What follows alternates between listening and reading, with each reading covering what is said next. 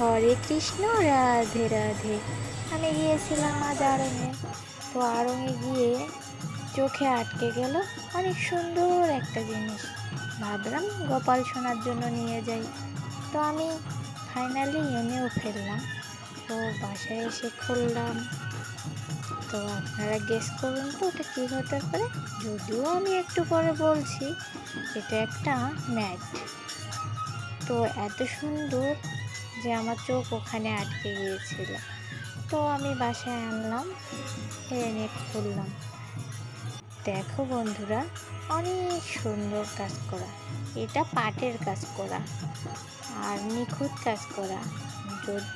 আসলে আড়ঙে একটু এক্সক্লুসিভ জিনিসপত্রই পাওয়া যায়। তো আমি গোপাল সোনার জন্য এটা নিয়ে আসলাম। তারপরে ওর জন্য আমি টেবিলে এটা সাজিয়েও দিলাম। তারপরে ফুল দিয়ে সাজিয়ে ফাইনাল লুকটা কেমন হলো বলো তো।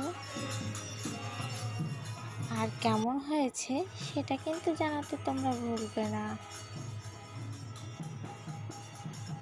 তো আমরা সবাই একসাথে প্রেমসে বলো রাধে রাধে।